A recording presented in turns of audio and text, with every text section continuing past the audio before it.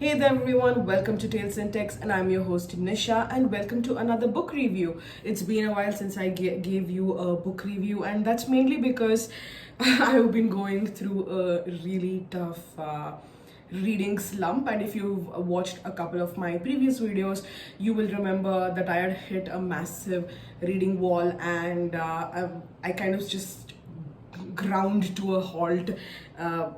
Did not pick up my books for about a week, maybe 2 weeks, and so it was a really terrible reading slump, and I was just recovering from it, and so it took me a while to kind of get back on track. But here we are again with a book review, and in today's video we're going to be reviewing The Witching Hour by Anne Rice. The Witching Hour is a three-book series written by American author Anne Rice. I listened to it on Audible, and the Audible narrator was Kate Redding. The Witching Hour falls under the series which is dubbed the Mayfair Witches series, and The Witching Hour is book 1 of the series, and it's followed by book 2 called Lasha and book 3 named Taltos. Now, The Witching Hour follows the history of the Mayfair Witches, and it starts in the early to mid 1600s, and it ends, the book 1 ends sometime at the turn of the between the 20th and the 21st century, sometime in the 1990s.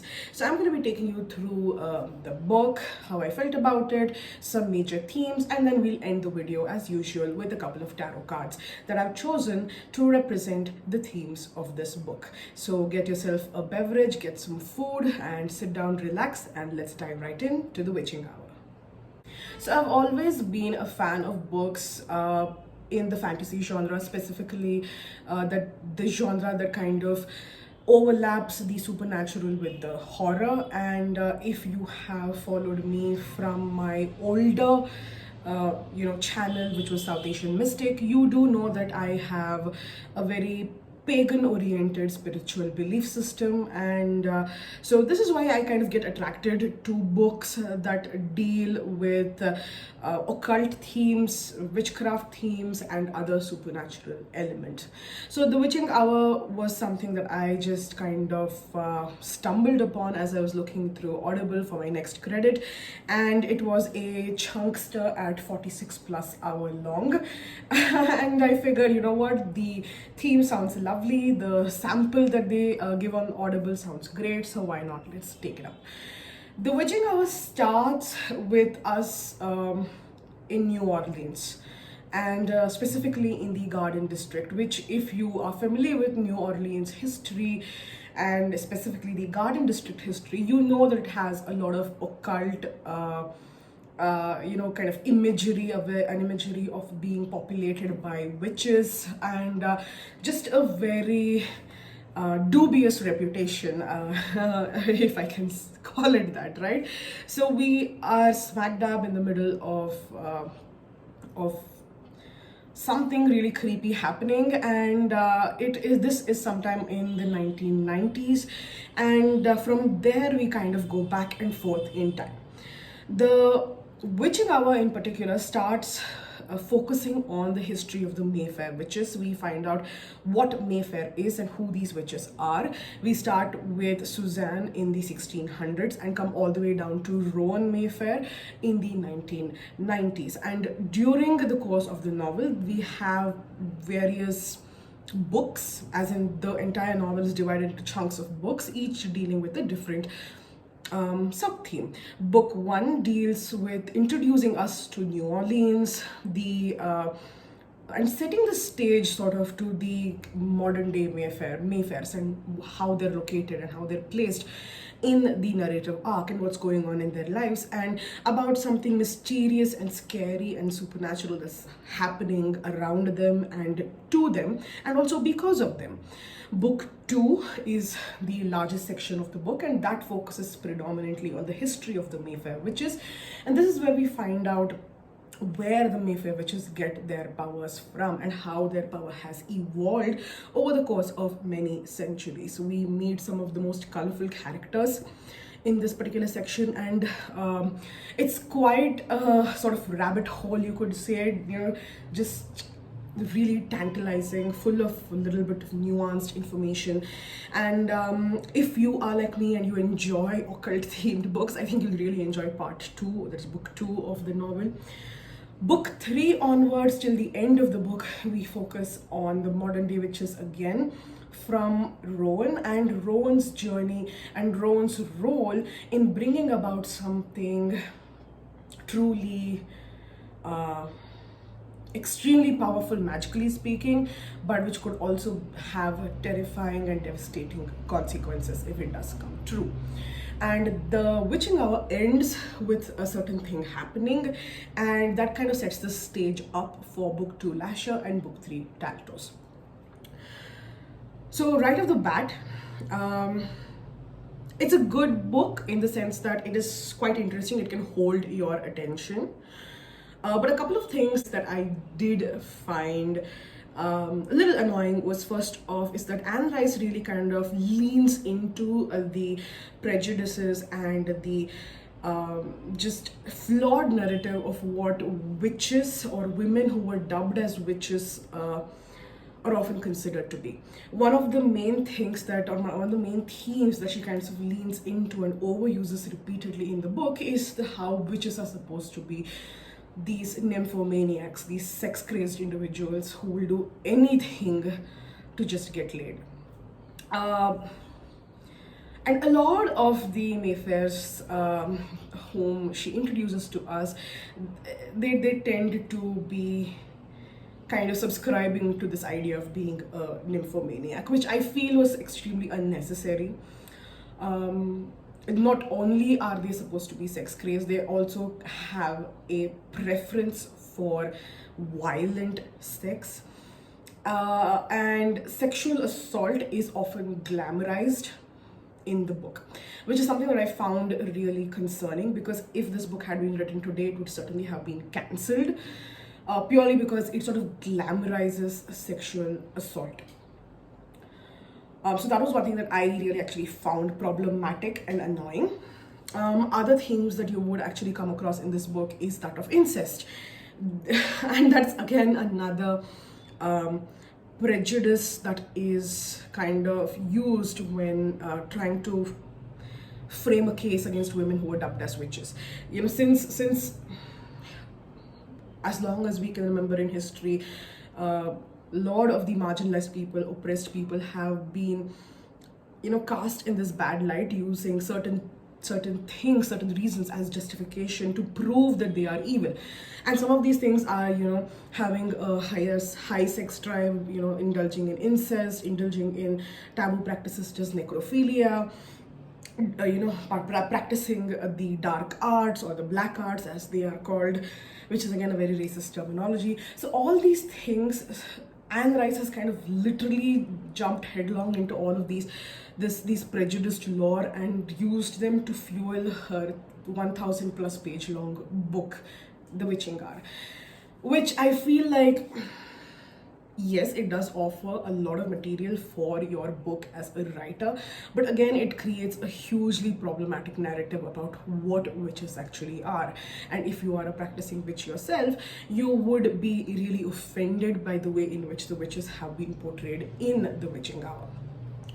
Another thing that I found huge issue with is that of using certain magical practices in the sense that they were kind of culturally appropriated from the source of origin and kind of used as the mainstay power of the Mayfair Witches, all of whom, or most of whom, were white.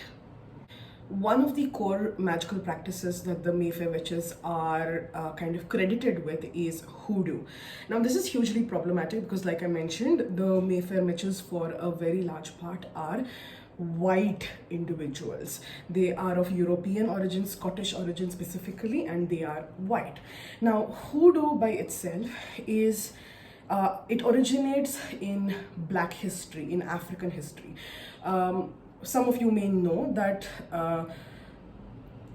during colonization, after a lot of African individuals were brought forcibly into the slave trade and sold into plantations in the United States, at that point in time, in order to protect themselves, they started developing a spiritual practice that was a form of protection as a means for emancipation and empowerment, both spiritual and physical protection, and which was a source of empowerment for the black community which was enslaved in the Americas. And this practice is called as hoodoo. Now, if you are saying that a witch practices hoodoo, essentially you are intending to convey that this witch engages with black history, or this witch belongs to the African diaspora in the United States and therefore is eligible to participate in this history. Now, that is not the case. The Mayfair witches have been portrayed as slave owners and slave traders who did have plantations of their own in the Deep South, specifically in Louisiana, where New Orleans is located. And also, prior to their coming to Louisiana, they did have plantations and slaves in the Caribbean. So they are shown as engaging with black people only to the extent of how a slave owner or a slave trader or a master would do with a slave and a servant. So when Anne Rice credits the Mayfairs as gaining their power through hoodoo, and then uses hoodoo by describes hoodoo as a way, as a type of dark arts or as the black arts, it's actually extremely insulting and racist to the African community. And this kind of reeks of white ignorance to me. It is very clear that Anne Rice has not done her research in terms of what hoodoo actually is and where it originated from, and the purpose of hoodoo as being a tool for the empowerment of the enslaved black community in the United States. And by having these white witches, these wasps, I'm sorry, I have to say that the Mayfairs are wasps, right? For all intents and purposes, having these wasps co-opt and appropriate this really important African tradition or African American tradition is just something very insulting and very racist. And that's something I just can't get on board with. And to later on, like I said, to dub hoodoo as being the dark arts or the black arts is kind of like the foul-smelling, foul-tasting icing on the rotten cake. So these are the two major problems that I have with this book, which kind of ruined the reading experience for me. And if you are going to be engaging with this book, I would really urge that you look through or rather study the authentic history of witchcraft and witches, generally globally how it has been, and also specifically in terms of the narrative of the witching hour, which is in Scotland and England, and witchcraft in Louisiana specifically. And second, to also understand what hoodoo actually is as a practice, because that will give you a better sense of trying to regain that dignity that this practice deserves, and also the dignity that witches, both from the past, in the present, and those that are going to come after us, that they deserve. So that is something that I would heartily suggest to you. Now, going past these two issues, the book by itself was actually not bad. It was pretty interesting. The way the book has been written, the kind of narrative that has been used is interesting, and it doesn't bore you. At least it didn't bore me. So I would say that, I think if you are going to be going in for this chunkster, because it is a huge book.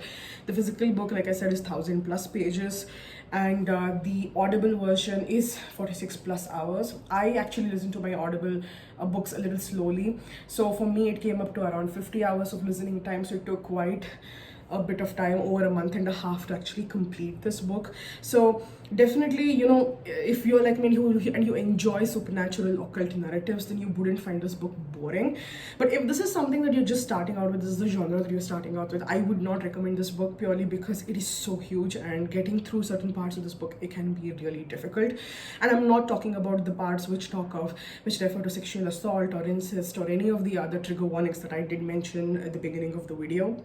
I'm purely talking about how this book is just replete with the minutest of descriptions, and it is just so nuanced, and pages upon pages are dedicated to describing, let's say, the trees or the house in which the Mayfairs live, or the books in which the history of the Mayfair Witches are written. So lots of nuanced explanations are given, to the point that sometimes it just feels like too much. Like, you don't need to describe a house in so many pages. This can be done in half the number of pages. So if you are starting out in this genre, I would not recommend this book. It's too long. And if you are marginally interested in this genre but just trying to check out a new thing, again, just consider all these factors. But yeah, if you are into this genre, or if you already read Anne Rice and you like her work, then this is definitely a book that you can get into. My research does tell me that some of the characters in the Mayfair Witches series do overlap with some of her other series, which have to do with, I believe, vampires. I'm not 100% sure, but they do overlap. So if you have already read something by Anne Rice, you might actually find some character that you've encountered in her other series. So yeah, overall the writing is not bad. Like I mentioned, I did have a few problematic points with this book. Apart from those, it's an okay read. I would give it a solid 3.5 out of 5. The audible narration by Kate Redding was actually done phenomenally well. Although she doesn't have a extraordinary vocal range, she does have a decent enough vocal range for you to make out the differences between male and female characters. And also the characters which are from the past and which are from the present. So that's a win in my book. And Kate did keep this vocal range consistent throughout the course of the book, which is saying something, because it's a really, really humongous book. And there was scope for a lot of mistakes, but she didn't make them. So Kate Redding is definitely a win for me. So if you are considering getting this book, I would say go in for the Audible version. It's more convenient. You don't have to lug around a giant book. You don't have to pay extra. Audible is definitely more accessible and affordable, and the narration was pretty good. So yeah, this brings me to the end of the review. Now let's just go into the tarot cards that I've selected for this book. At the core of this book is the fight to understand a supernatural creature that is plaguing the Mayfair Witches. Now that's something that I didn't mention in the previous part of the review, because that's basically what the crux of this book is all about. And this creature, who I will not name right now, although if you are aware of the series, you know what this creature's name is, basically creates this sort of conundrum between good and evil. So you kind of get this sense of the devil versus angel, the devil versus God kind of a narrative that is sort of central to this book. Who is this creature? Is this creature good? Is this creature evil? What does this creature have in store for the Mayfair Witches? What has been its role in the evolution of the family? What does it intend to do in the future? What does it really want? Who is it? So this concept of whether it's the devil or whether it's something angelic or divine is one of the core discussions of the book, and one of the core driving plot points of the book, which ultimately you kind of find out the answer at the end of the witching hour. And then that narrative about this mysterious supernatural creature is sort of continued in the next two books.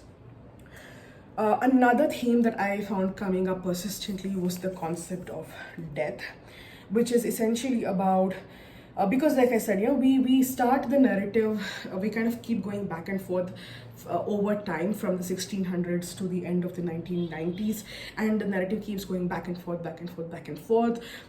So there's a lot of overlap between characters, and because of the theme of incest being so strong, and a very strong and very palpable undercurrent in this book, the concept of death and life is kind of approached in a different way.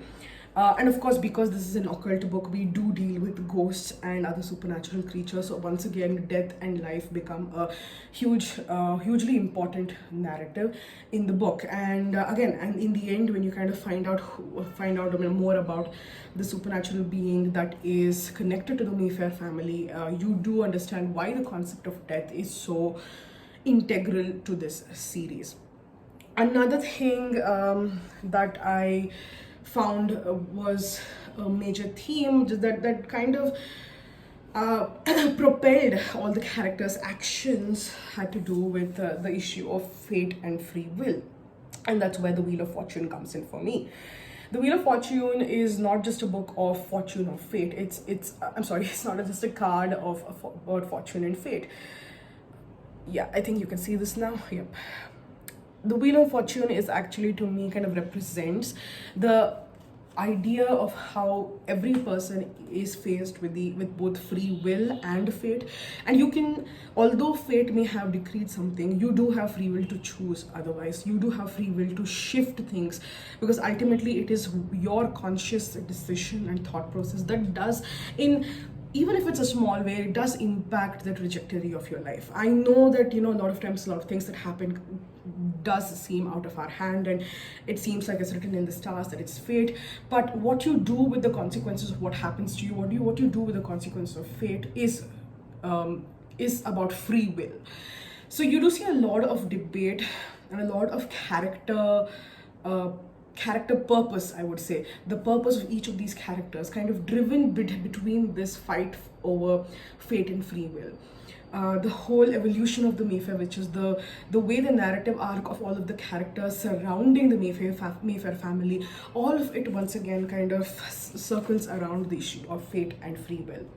And how the Wheel of Fortune really emphasizes to what degree our actual actions kind of control the future of our family, how they affect our descendants, and how much of these consequences, how much of these generational issues is actually out of our hands. So that's a hugely important theme in the book. Finally, I think what culminates this book, or rather what kind of encapsulates this book the best, is the Tower. Now, the Tower is typically a card of chaos, and if you look at tarot circles, you will hear people saying how the Tower doesn't need to be bad; it can actually lead to something good, because the card that comes after the Tower is the Star. And the Star typically represents good beginnings, good tidings, something coming out of the destruction, which is usually hopeful. But in this case, that hopeful ending is questionable. And honestly, the Tower does represent to me how the Mayfairs actually operate, and that's what makes it super interesting. And also makes them this very questionable family, because just because they're witches doesn't mean that they're bad, but also because of the way things have evolved in the narrative, the way things have evolved in the story, it actually makes you question about the Mayfair Witches. So the Tower is definitely something that is a major final theme in this book, and that sort of sets up the next two books in the Mayfair Witches series. Now, these are the cards that I've chosen for the book. Now let's just look at a few cards quickly about the about specific characters that sort of stood out to me. The very first character that I want to talk about is the central hero or heroine of this book, which is Rowan Mayfair. She is the current Mayfair, that's the one who's living in the latter parts of the 1990s, and she's the one who is sort of supposed to do something in order to achieve a particular result. I'm going to leave this vague once again so that you get to read the book without spoilers. And to me, she sort of represents the reversed emperor. Again, the reason for this is because she's supposed to lead a change. She's supposed to bring about something new happening. Yet, as you read about Rowan, you kind of realize that she's not really cut out for this role. Although everyone says she is, to me, her character, the way it evolves, kind of shows that she isn't ready or she isn't the right choice. Although Anne Rice does try to kind of defend Rowan in the end and Rowan's choices in the end, it did kind of feel like Rowan could have done better, and that's just my take. If you've already read The Witching Hour, let me know if you feel like Rowan was the right leader, so to say, to kind of lead the change both for the Mayfairs and yeah, whatever happens in the narrative. Let me know. The next character that I want to talk about is Michael Curry, who is a very important part of this story, who is not a part of the Mayfair family, but he is intimately connected to the Mayfair family, and to me he represents the Mother of Pentacles, and that's purely because of how empathetic and compassionate and kind Michael Curry is, how far-sighted he is in terms of seeing what he and those he loves actually need in reality rather than what is being offered to them. And so he is sort of like the moral compass of the story, you could say, and you end up falling in love with Michael Curry's character purely because of just how kind he is. And finally, the final character that really stood out to me is Carlotta Mayfair, who is Rowan's great aunt. So her great-grandmother's older sister, and to me she represents the Father of Swords, and that's mainly because Carlotta seems to be the only one who can kind of see through the haze of the Mayfair family, see through all of the lore that is surrounding the Mayfair family, and then actually, you know, find out what is true, what is reality, and what is illusion, and thereby make choices that are conflicting, to say the least, but which are necessary. So yeah, these are the three characters that stood out to me. So now you know what tarot cards I have chosen for this book and for these characters. So I think we've come to the end of this review. It's a good book. It has a lot of problems, yes, and like I mentioned before, if it had been written today, it would probably have been cancelled because it is a little insensitive, or rather a lot insensitive in many ways. But it was written in the early 1990s, so yeah, it survived and become a sort of a mini classic in its own right. You can check it out, and if you have already read it, let me know in the comments below what you think about this book. If you haven't read it yet, do let me know if you'll pick this up. And if you stuck around with me so far, because this has been a long review, thank you so much for watching, and I will see you next time on Tales in Text. Bye bye.